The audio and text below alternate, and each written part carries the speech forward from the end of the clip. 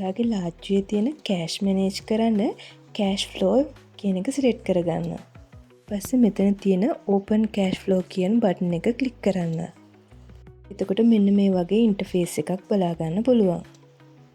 ඔයාට මේ තියෙන ටේබල් එකේ ඔයා ගාව තියෙන නෝට්ස් කොහොමද කියලා වෙන වෙනම කැල්කල්ලා දාගන්න පුළුවන්.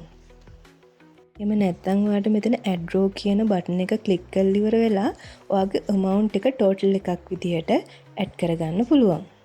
මම ඇඩ් කරලා ඉවර වෙලා මෙන්න මෙතන තියෙන save බටන් එක ක්ලික් කරන්න.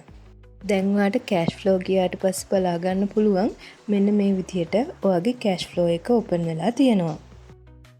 අපි දැන් cash වලින් expenses එකක් කරලා බලමු. manage expenses ගිහිල්ලා ඉවර වෙලා මේ විදිහට expenses වලට අදාළ table එක fill කරලා මේ table එක fill කරනකොට මෙතන payment method එක විදිහට cash කියන එක select කරන්න. cash කියන එක select කරාට පස්සේ ඔයාට පෙන්නනවා cash flow එකෙන් deduct කරන්නද කියලා අහලා තියෙනවා.